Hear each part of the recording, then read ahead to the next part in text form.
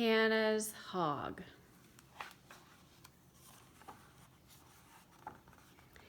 Hannah Brody lived back on the mountain. She raised chickens for the eggs, kept bees for the honey, and she worked a big garden. She also had a fine, fat hog that she let run loose in the woods. Now, most hogs that run loose soon turn to wild, but not Hannah's hog. Hannah kept her hog as tame as a pup by saving back things that hogs are partial to, like melon rinds and cobs from roasting ears and such. And once a day, she'd call it in. Suey, Sue Pig, Sue Pig, Pig, Pig, Pig, Pig. And that hog would come running. Hannah never had a bit of trouble with it.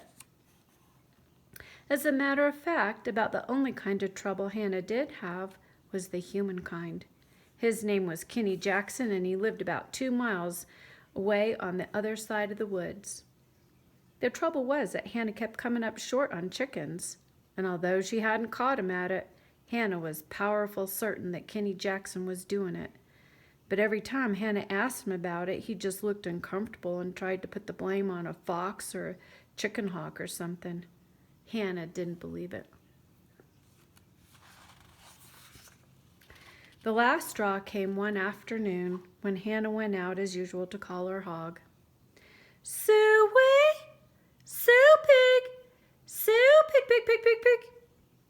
No hog. She called again, louder. Sue Pig, Sue Pig, Pig, Pig, Pig, Pig. Still no hog. Hannah was fit to be tied. After searching high and low most of that night and half the next day to make sure her hog hadn't just run off or took sick or something, Hannah decided to go visit Kenny Jackson. A few chickens is one thing, but a fat hog is altogether a different matter. Something had to be done. When Hannah drove up to Kenny Jackson's yard, Kenny was sitting on the porch. I've come up missing my hog, said Hannah. You ain't seen her up this way, have you? Oh, well, why no, Hannah. I sure ain't, Kenny answered real sweet-like. There ain't been a hog around this place in years, as a matter of fact. Hannah looked him straight in the eye and didn't say anything. It made Kenny sort of nervous.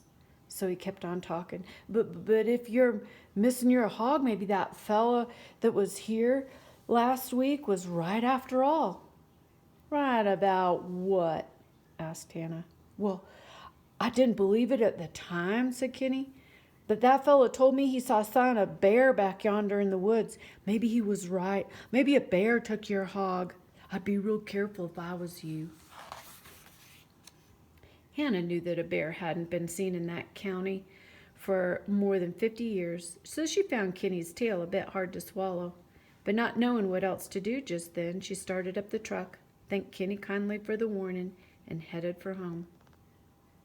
On the way out of the yard, however, Hannah caught sight of hog tracks by the barn, and she knew that Kenny was lying.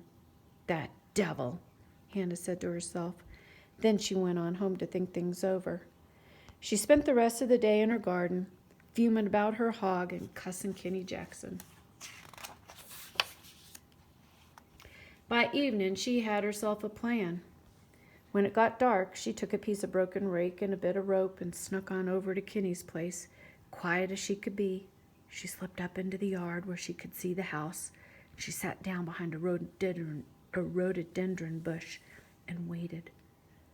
Before long, Kenny came out, walked over to the outhouse, and went inside.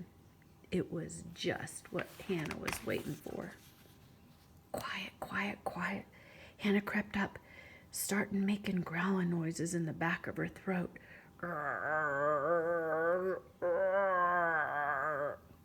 And with that busted rake, she started scratching the back of that outhouse, gouging claw marks into the wood. From the inside, it all sounded like a bear out there, sure enough, and Kenny was plumb scared to death, too scared to holler and too scared to run. So he just stayed in there holding the door shut with all his might. In the meantime, Hannah went over to the barn, found a spot where she wouldn't leave a track, scratched some claw marks on the side of the barn, and broke off a few boards. Then, quick as a wink, she put the rope on her hog and led it off through the woods to home. Hannah was so tickled pink to get her hog back that she laughed right out loud to the moon and danced a little jig there in the yard. But before she went inside to bed, she took that piece of rake and made a few claw marks on the side of her truck. Bright and early the next morning, Hannah drove back over to see Kenny. He was out on the porch, and there was a shotgun leaning against the post.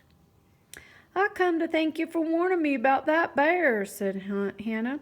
"Last night I was out in the woods hunting for my hog when the bear comes tearing out of the brush. I just barely had time to jump in the truck. He'd have got me for sure if I hadn't had an eye out for him.